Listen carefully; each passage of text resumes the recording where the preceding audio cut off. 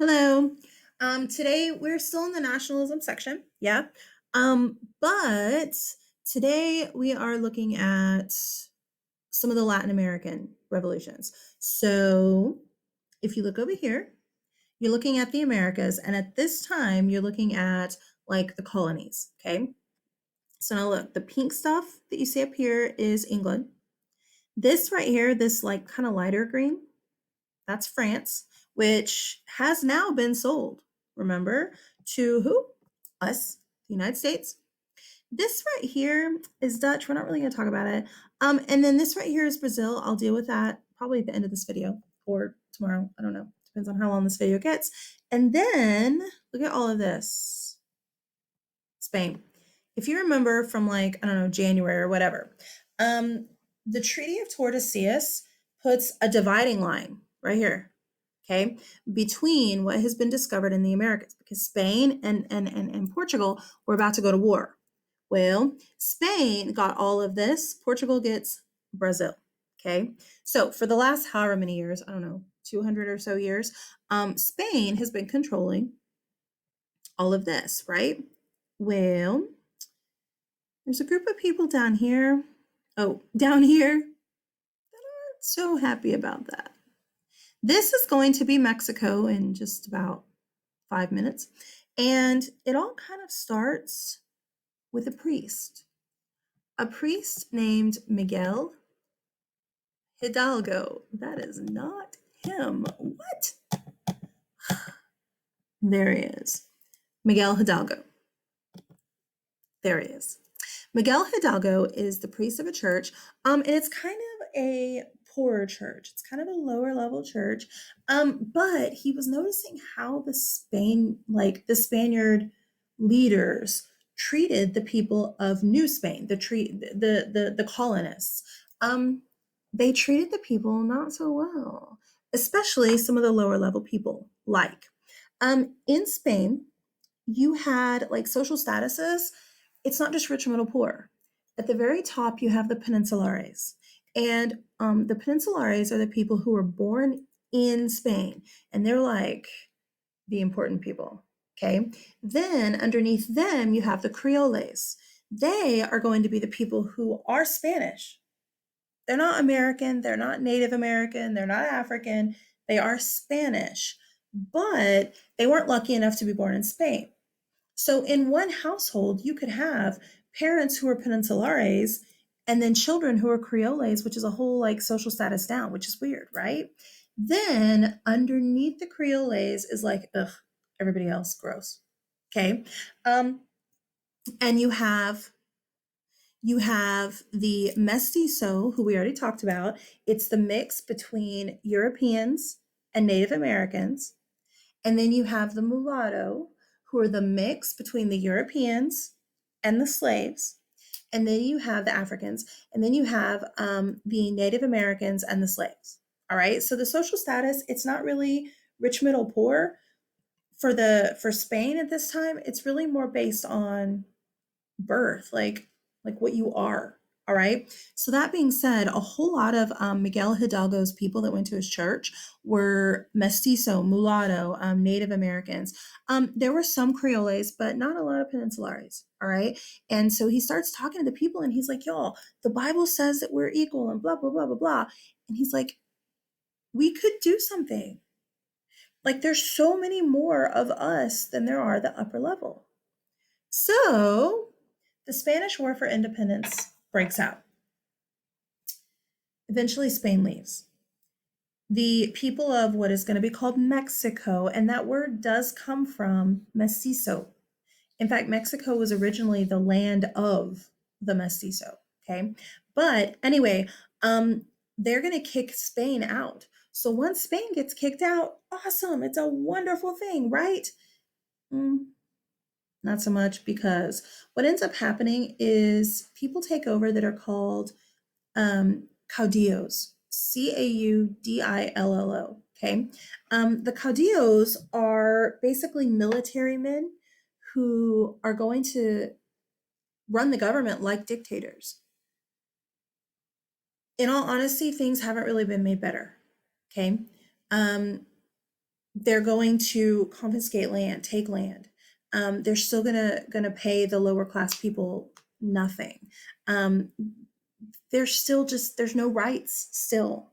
So yes, Mexico has gotten her independence from Spain, awesome. But then because these military strongmen, these military dictators, these caudillos take over, still not good.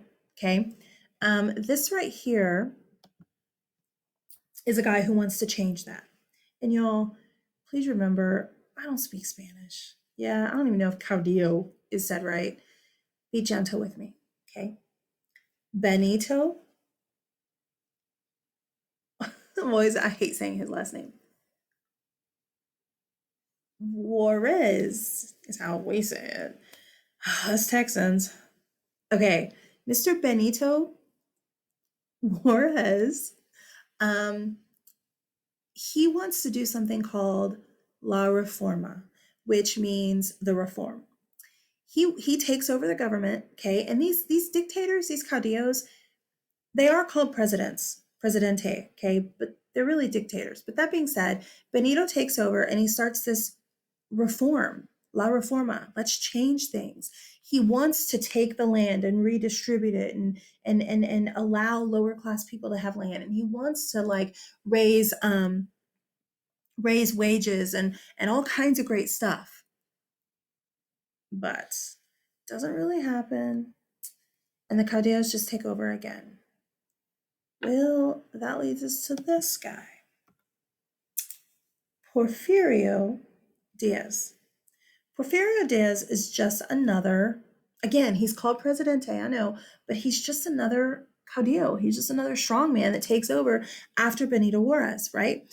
And he actually like takes his opponents, anybody who goes up against him, and he just has them arrested or they just mysteriously disappear. Because that doesn't seem corrupt at all, right? So I had to put my little picture back up there. So Porfirio Diaz, he's definitely running the government harshly. He has all the land, low wages for people. Things are not good for the people. And then we have this guy who comes in and wants to do like La Reforma Part 2. Yeah, his name is Francisco Madero. Madero comes in, runs for president, and wins by a lot. It's like a huge number that he wins by. Well, shortly after his win, he does start trying to make some reforms. He's president for like, I don't know, a couple years, but he does start trying to make some reforms and then he's assassinated. Okay, when he's assassinated, the lower classes have had enough. They're like, y'all are corrupt people in this government and we're done. So we have the Mexican Revolution. Okay, often you're going to hear the Mexican revolutions lumped together. The one against Spain is the first one, and then the one against the caudillos is the second one. But if you want to get real specific, the first revolution is actually the War for Independence from Spain. Then this is the revolution that a lot of y'all have heard about. It's led by two guys in particular, Emiliano Zapata is who you're looking at here, and then this guy, Francisco Pancho Villa. These two guys are like lower level guys, lower middle class guys who start leading the revolution. There's all kinds of drama here. The United States gets involved. It's all weird. But eventually, they are able to push out the caudillos to get them gone, the dictators, bye. And they are able to create a democratic government where when you vote, you actually have a choice. See, one of the things that Porfirio Diaz, this guy, did, and I'm sorry I skipped that. One of the things that he did a lot is he didn't allow for opponents. His opponents would be put in prison, right? But then on the ballot, people voted, but he was the only name on the ballot. Okay, if you want to get technical, that is a republic, a democracy, where people get to vote. But if there's only one name on the ballot, is there a choice? So with these guys, Emiliano Zapata, and then here, Pancho Villa leading the revolution here, they are able to, like I said, get the strongman, the caudillos gone, and they are able to get like real democratic stuff to happen in the government. Okay. I'm trying to decide if I want to hit this. Let's go ahead. Okay, so now Mexico has broken away from Spain, and Mexico here is its own country. Okay, look down south at South America. Okay. Here, that's all Spain.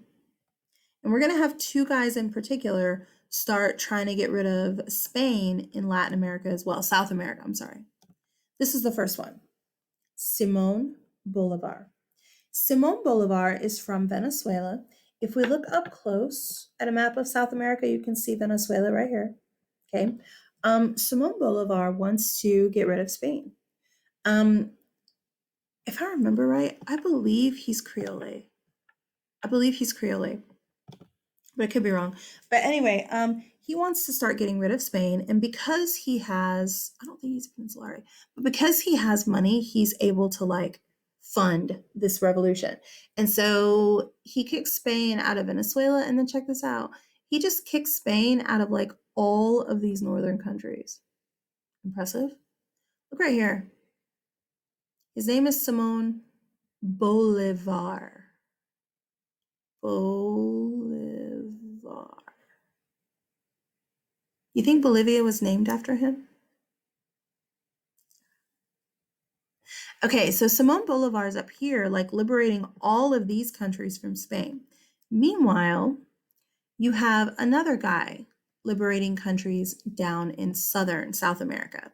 His name is Jose de San Martin. That's him right there. Jose de San Martin, I believe he's also Creole, but he also wants Spain out. All right. So he's going to come in. Let me go back. And he's going to start. He's from Argentina, by the way, but he's going to get Argentina like free of Spain, right? And then he's going to come over to Chile. All right. Bolivar was already in Peru trying to get Spain gone. See, the problem with Peru and even part of Chile is the Andes Mountains. If you remember, when we talked about the Inca, I showed you pictures of the Andes Mountains, and the Andes Mountains are like really, really high, really pointed. Some of them are like snow covered year round. So anyway, it's hard to get the Spaniards out of a place like that. Y'all, it's my Google Calendar. Sorry. Anyway, see Google Calendar. Record pre-AP videos. That's what I'm doing. Okay, so anyway, the Andes Mountains, it's hard to get Spain out. So what's going to happen is, as Bolivar's up here, Jose de San Martin is going to come up here, and eventually they'll join up, they'll work together, and they'll kick Spain out. At that point, Spain is gone from here too. And then we're going to actually start having baby countries get created.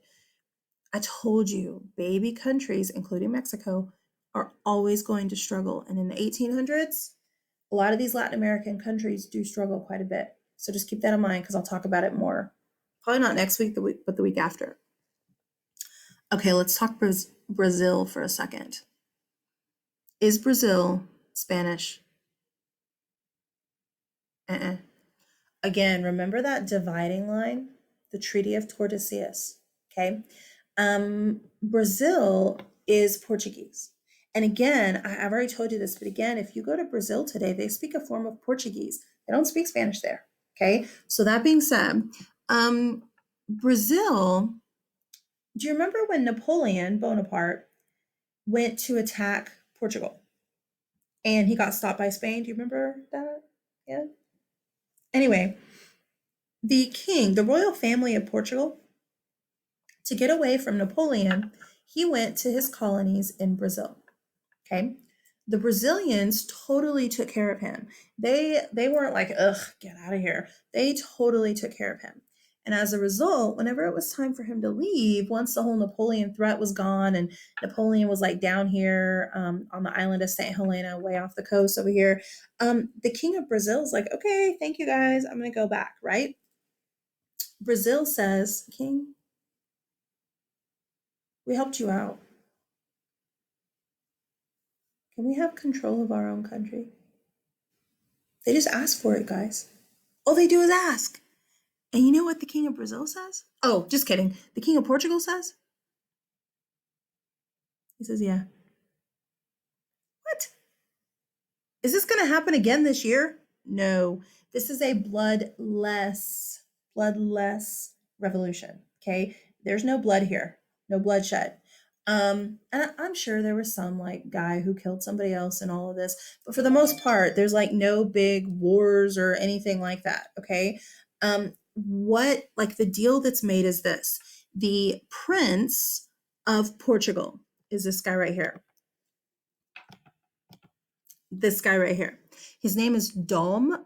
Dom is a title, it means prince. Dom Pedro. So Prince Pedro. Prince Pedro gets to be the first president of Brazil. That's the deal that's struck. Portugal, the king says, yes, you can be your own independent country and you can set up your own like democracy or whatever, as long as the first president is my son. Then if you want to vote him back in, cool. If not, too bad for him. So Brazil is going to be kind of a weird little situation where she gets her independence totally totally bloodless. No, I mean it is still a revolution, but no like massive bloodshed. Okay? Okay, Latin American revolutions, we dealt with Mexico, South America. Oh, well, Brazil is South America, but whatever. Okay? All right, tomorrow, what are we doing tomorrow? Ooh, Great Britain. Fun. Oh, I was hitting the wrong button.